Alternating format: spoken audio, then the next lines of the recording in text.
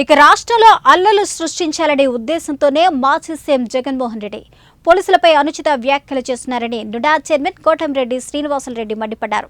Jagan bail వెంటనే రద్దు చేయాలంటూ ఆయన కోరారు. 16 నెలలు జైల్లో ఉండి 11 ఏళ్లుగా బెయిల్పై బయట ఉంటున్న జగన్ కావాలనే పోలీసులను తిడుతున్నారని అన్నారు. పోలీసులు లేకపోతే బాత్రూంకి కూడా వెళ్లలేని జగన్ వారిపైనే బెదిరింపులకు దిగటం సిగ్గుచేటన్నారు కోటంరెడ్డి. పోలీసులపై అనుచిత వ్యాఖ్యలు చేసిన జగన్పై వెంటనే కేసు నమోదు చేయాలి. ఎదురు తిరిగిన వారిని చంపడం తప్ప పోలీసుల త్యాగాలు జగన్కి తెలియవని ఎద్దేవా చేశారు నుడా చైర్మన్ కోటంరెడ్డి శ్రీనివాసులరెడ్డి.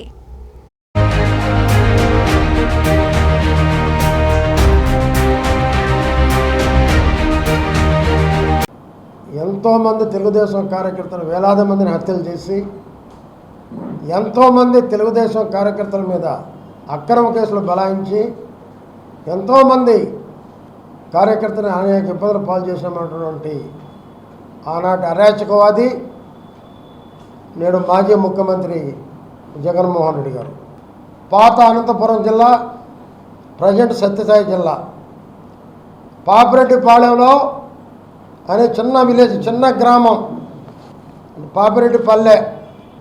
అక్కడ ఏదో ఒక మర్డర్ జరిగితే ఒక విచారింపుకు వచ్చాడు. విచారింపుకు రావచ్చు, తప్పు లేదు, ఎవరన్నా రావచ్చు. చంద్రబాబు నాయుడు గారు కూడా అనేక పర్యాయాలు కార్యకర్తలకు అన్యాయం జరిగిన చోట, చనిపోయిన చోట ఆయన విచారింపులు చేశాడు, పాడి మోసాడు. నీలాగా బల ప్రదర్శన చేయలే. దాదాపు ఒక 15 నిమిషాలు ఆయన హెలికాప్టర్స్ కూడా దిగలేకపోయాడు. అదొక కుట్ర. ఎందుకంటే భద్రతా దళాలు విఫలం అంటే భద్రతా దళాలు విఫలం అంటూ చెప్పేదానికి ఒక కుట్ర చేశాడు. పాపం అక్కడున్న పోలీసు దాదాపు 250 మందిని పెట్టారు. మళ్ళీ చాలాకి మొత్తం 1100 మంది చిన్న పల్లెలో పోలీసు బందోబస్తు ఏర్పాటు చేశారు. వాళ్ళని కూడా తోసుకొని మొత్తం హెలికాప్టరు ఉండేటటువంటి విండ్షీల్డ్ బట్ ఆ కిటికీలు పట్టుకొని కూడా దాన్ని ఊరాటం జరిగింది కార్యకర్తలు. ఏంటిది విచారింపుకు వచ్చారు.